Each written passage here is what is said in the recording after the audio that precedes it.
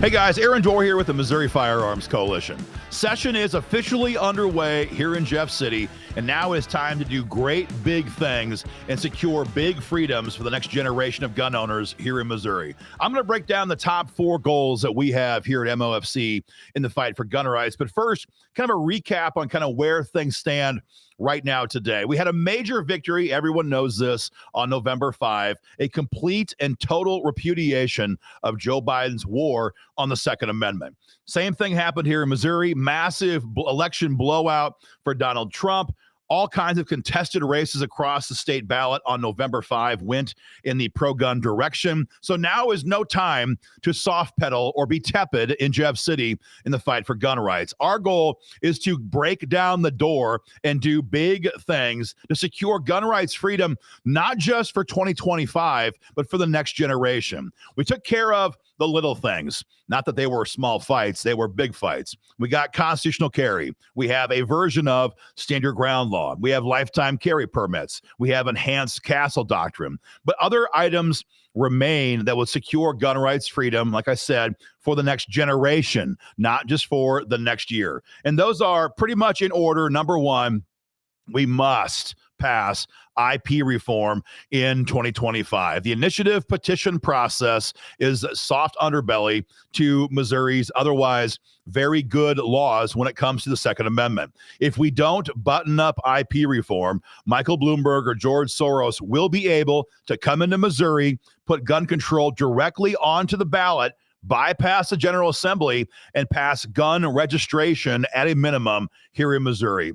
Everyone knows that's the goal, especially after they passed Amendment 3 last November. So number one, we must pass IP reform.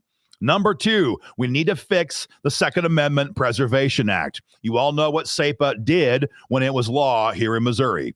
It said Missouri cops could not enforce federal gun control laws. And that meant that Joe Biden could not use our cops to enforce federal gun control laws, treaties, executive orders. None of it. It's how we keep red Missouri free, even though we have a radical leftist in the White House. Now, the obvious question is, he's on his way out. We got Trump in the White House. What's the big deal?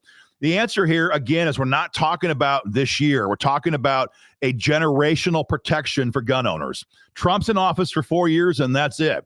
Maybe we have J.D. Vance 5 years from now, but maybe we have some crazy commie like Gretchen Whitmer or somebody else. We've got to pass SAPA enhancement to fix that problem for the long term. And also with Trump in the White House, now is the time to do this because we're not going to have a hostile DOJ suing the state of Missouri to invalidate SAPA law once we upgrade this. So a simple tweak has to happen to make this law compliant with the Eighth Circuit's view on the Constitution. That's number two. Number three, we need to ban red flag laws in this country, in the state rather, well, the country too, but in this state forever.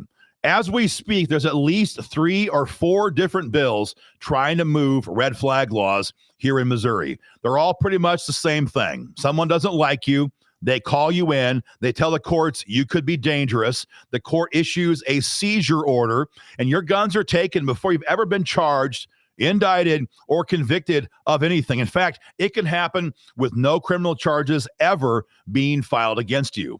We've stopped that bill for a long time. We're going to block it again, I hope, this year in Jeff City.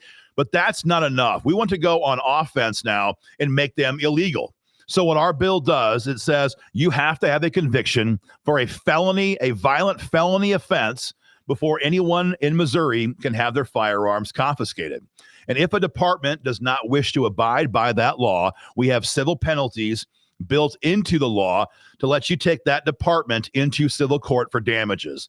Missouri is not the first state to attempt this. Wyoming did this last year. It's law right now in Wyoming, and it should be here in Missouri as well. That's number 3. Number 4, we need to enhance stand your ground law in Missouri. We did pass a version of this back in 2016, close to a decade ago. But the threats against our gun rights have changed. Kim Gardner was an example of that. And the biggest biggest problem we have right now in Missouri when it comes to self-defense laws is the presumption. Here in Missouri, we are presumed guilty if we draw, let alone use our firearm in a self-defense situation. And what that means is that we have to prove our innocence, not just make the government prove our guilt. In other words, you're innocent until proven guilty in most things here in Missouri, but not when it comes to self-defense. When it comes to self-defense, you're guilty until you can prove yourself innocent. Now, dozens of states have already fixed this and granted gun owners the presumption of innocence. That's what Missouri needs to do. We also, with that bill, would make it clear, and I mean crystal clear, that we can invoke stand your ground law in a pre-trial immunity hearing, not only after we've been convicted of a trumped-up bogus charge. These changes, these fixes to Missouri code would do great things to secure gun rights, again, not just for today, but for the next generation. It's time to do big, hard things. And we have the majorities right now and the momentum right now in Jeff City to get this done. So, guys, it's going to be a big fight, but it's always been a big fight here in Missouri. You know, think about this. The Missouri General Assembly has not passed a single gun bill since 2021. So for 3 years of Biden's time in office, we passed nothing through the General Assembly. That's not sufficient for a red state where the General Assembly claims they're all solidly pro-gun.